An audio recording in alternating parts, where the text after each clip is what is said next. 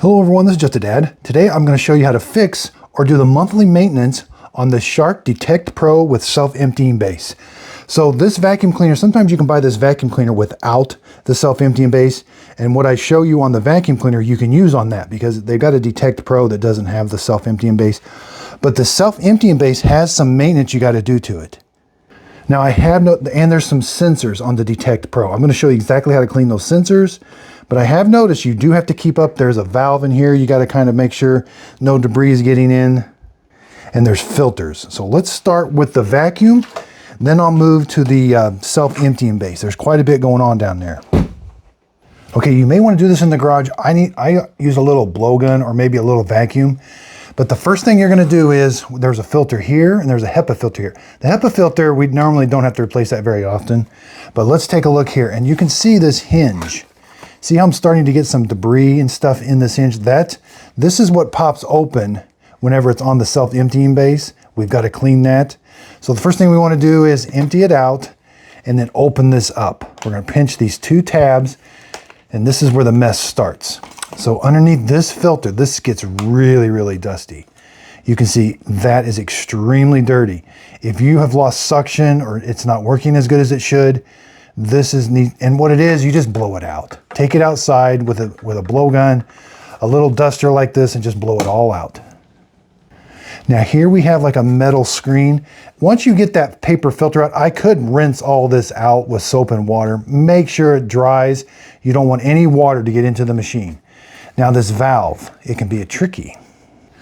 So there's this little button here that gets depressed when it's docked. That allows the valve to open. Now you've got this little flapper here, but the stuff and debris get caught up in here. And so you really want to get this, take a brush, get this all really nice and clean down in that hinge. Now be careful, don't break it. Looks like it's pretty delicate. Now I'm going to show you the HEPA filter. Turn this to the unlock position. Lift this off. Again, the HEPA filter I've noticed, I haven't had to replace mine yet.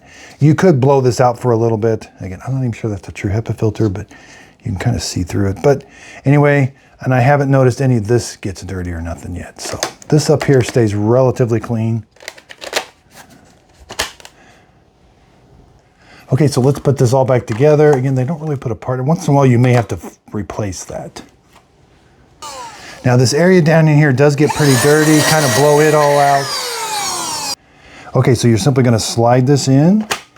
And now this is all clean. Now on this unit, we have edge sensors. You want to make sure this, just wipe it down. All you have to do, same with here, edge sensor. There's a light sensor here. Take this, press this button, this slides out. Again, you might get some hair up in here, get this all nice and clean. And then just kind of wipe this all off. I wouldn't get this wet though. When you're all done, slide it back in. Okay, so now let's say the self-emptying base. Take this off. This gets extremely dirty right here, this filter. So take it out, but be careful. You're gonna get a lot of dirt and debris.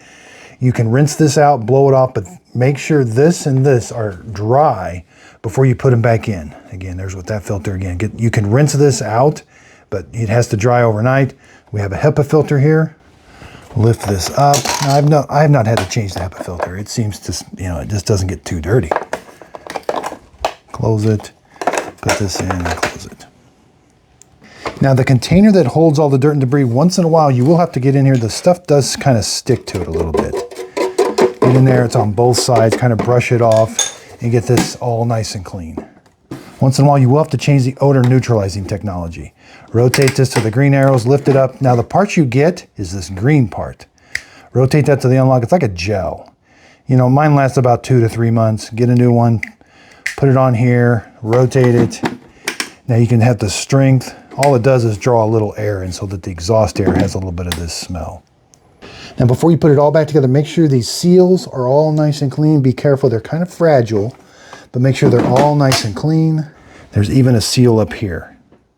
So if you've lost suction power, if your vacuum cleaner is not working as good as it should, I hope this fix helps. Underneath the video, if you could leave it a thumbs up, that really does help out my YouTube channel. Again, I hope this video helps. Thanks everybody for watching.